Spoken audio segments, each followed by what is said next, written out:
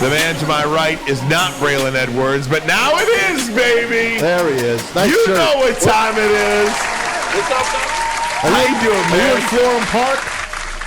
What's going on? Can you guys hear me? Yeah. Absolutely loud and clear and crisp. I told you the Wi-Fi out here is pretty good, huh? Nice, man. Nice jersey. Nice shirt. Hey, Braylon. I got some stuff for you, by the way, man. Oh, thanks, Bray. Bray, so give us your assessment. First of all, catch people up. What are you doing out there? Why are you out there? And then we got a pick to show everybody.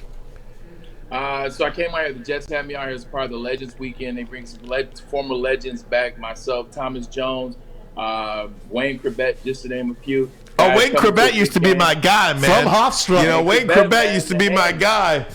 Wayne Corbett's the only wide receiver whose hand looks worse than mine. He caught everything. He's out here working. What the Jets want to do a better job of reaching out to former players, bringing them around the program. You know, having Robert Saleh. It's all on him. He wants guys to come in. He wants guys to watch practice. He wants guys to be a part of what they're building here in New York, man. And it feels damn good. And it was fun to be out there with those guys today. So that's why I'm here. Also, I was getting some inside information for the Detroit Lions fan. That's all. That's what's up. Hey, Bray, how was practice? What was it like? Just give us a sense. You know, you did something today that 99.99% of us never would get a chance to do. So, you know, don't tell anybody. You know, it's kind of hush-hush information. But they just look fast on defense. Even though it's Fast Fridays, they're flying around. They're not in pads. They're in shells and helmets. That defense is flying around. That defense is fast, led by Sauce Gardner and C.J. Mosley. They're where they're supposed to be at all times. They look good. Speaking of Sauce Gardner, there he is right there, Detroit's finest. How about this? Same city, same high school, and we were one pick apart in the NFL draft. Now, he's a great kid, very humble. But he has that Detroit swag. He has that Michigan where we're ready for anything, and we feel like though we can do anything. So he's definitely going to be a task for Detroit Lions. But on offense, I just can't, as much as I want to say the Jets are going to come out here and match the intensity of the Detroit Lions on offense, I just don't see it. You know, I just don't see it with Zach Wilson. I hope he proves me wrong, but I just don't see it right now. But on defense, they are every bit as good as advertised, Ryan Ermanni and Tom Maslow. Hey, Bray, let me ask you this. Just go back to Sauce Gardner for a second. Did you talk to him? I mean, I assume your kid growing up in Detroit, you're a Lions fan. I mean, I assume that. I don't know that, but I assume that. Did you talk to him at all about, any feelings about playing against his childhood team, what that's like, his hometown city? I did. He actually wishes the game was in Detroit. I bet. The game was at Detroit so he can have more people there. He said it would feel more Detroit if he was there. And I told him, I said, Sauce, when I played for the Jets, we went to Detroit. I said, I've also played Detroit in whatever city I played for. It's going to feel like Detroit no matter what, because you're looking at that uniform. You know that they're going to be watching back home. I said, go out there, man, hit the boss up on him one time, man, hit the Earl Flynn as we do in Detroit, the city. So he's excited. You know, he's talking about his rookie year in terms of being.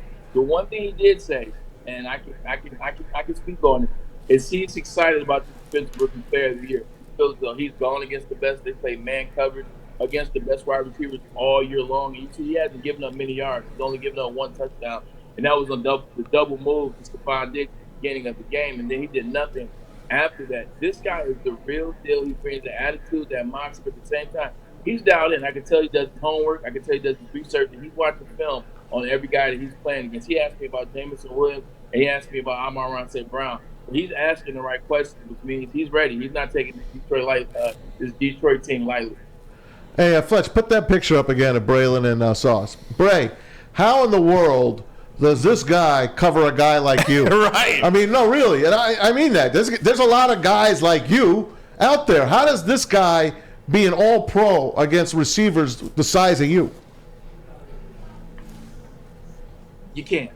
No, I'm just messing around. Like for Sauce to go against a receiver like me, because it's not a lot of guys like me anymore in terms of 6'4", 4'4". Like, it's not. You got to get in my chest at the line of scrimmage.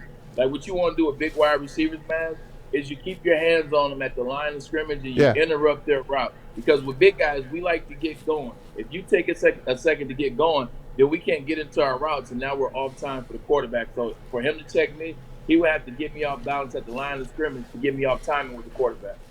speaking of quarterbacks, how did Zach Wilson look to you? We all know the scoop. He kind of, painted himself as this guy that doesn't put any of the blame on him, and he was been horrible at the beginning of the year. Mike White comes in. He's like the White Knight, actually, and his team really loves him. Garrett Wilson, outspoken, loves Mike White. So Zach Wilson's got to start from square one. Can he, as a quarterback that's got this history now, get better? Can his team fall back and like with him? Can they like him and appreciate him? The short answer is yes, because winning kind of cures all. So if he goes out here and he has a big game against the Detroit Lions and they get a victory against the Lions, keep the playoff hopes alive, and he makes some plays, and then he kind of changes his tune to what it was earlier in the year, which was nothing is on me, it's all on you guys. He can't get this team back, but it's gonna be an uphill fight, man. Like, they like Mike White, yeah. Players like him. This isn't anything Sal loves I saw him in practice. You just see it on social media. You see how they talk about Mike White versus how they talk about Zach Wilson early on in the year. So the short answer is he can get the team back, but he's got to get a win, and it's got to be an uphill battle. He's got to be willing to say, I am a part of the team. It's not me and you guys. It's us together. Have you had a quarterback situation like that in your career?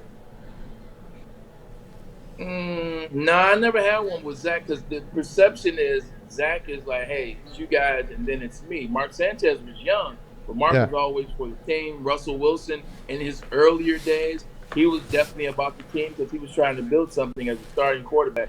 So I've never been in a situation like you're seeing with Zach Wilson. It's very interesting. Like, you can sense it, you can feel it when he gets in there and he's taking reps. It doesn't seem like he's the guy. It doesn't seem like they want him in there. You know who they want in there. So Zach Wilson he's working uphill. He's put himself in a bad position, but it's up to him to get himself out. I did see him throwing passes after practice with Garrett Wilson in the corner of the end zone, trying to work on some end zone fade, some end zone slant routes, things of that nature. So they are working with him after practice, which is a good sign, but he's got an uphill fight, and it starts against the Detroit Lions or something. Hey, Bray, one of the things many, many moons ago, before I got married, we took this marriage class. And one of the things that I took from that class in this 8-hour session, or however long it was that's how long it was. Yeah. you can do just about anything in your marriage and get through it. But the one thing you better be careful of is once those words come out of your mouth, you can't take them back. They're always said. Yeah. And I relate that to Zach Wilson. Some of the wide receivers on this Jets team have said things about Zach Wilson and about Mike White, very much in favor of Mike White, but very much against Zach Wilson, that they just can't take back. Elijah Moore is one of those guys. Garrett Wilson has said he prefers one guy over the other. How do you move forward in a relationship like that? The interesting thing is all these guys are young. If you're watching nowadays, guys are so young, sensitive, temperamental. They say whatever comes to their mind. They don't think about the consequence. I think that's the big thing with this era of player and young player. They don't think about consequences of what's said, what's done, etc. Not to say we were any better, but at the same time, we kind of was like, I know I can't say this about a teammate because I know there's no taking it back. But at the same time, it's about winning. The thing about being young, and I talked to these guys about it today, and the training staff, the head equipment guy, Vito, still here. A lot of guys still here. He said this team is so young, they move past things a lot. Like, each week is a new week. Each month is a new month. That's how they've been able to stay in the game when they've struggled early on in terms of the team as a gameplay. So for the same thing can relate to this relationship. Zach Wilson comes out here and balls. Man, he throws a couple dimes to Garrett Wilson. He finds Elijah Moore for a touchdown. Maybe he has a couple runs, maybe 40 yards on the ground, and does something special, and they win. And then at the end of the game, guys are all about moments, Brian. Guys are all about the emotion of the moment. So if they get a win against the Detroit Lions, and in the locker room, he says, you know what? Early on in the year, I was effing up. I was young. I was making mistakes. I was frustrated. I'm sorry I came with you guys like that, but I've had time to think sitting on the bench. And you saw it today, man. This is who I want to be for the team moving forward. Guys are emotional. Sport is emotion. So if you have a moment like that, and he wins, and he comes to the locker room, and he says something like that, all guys want you to do is take ownership. You take onus, you get a win, you're emotional. I'm sorry, you move forward. I think guys can move forward. Mike White is the guy right now, but that doesn't have to be the case if Zach Wilson knows how to play his cards.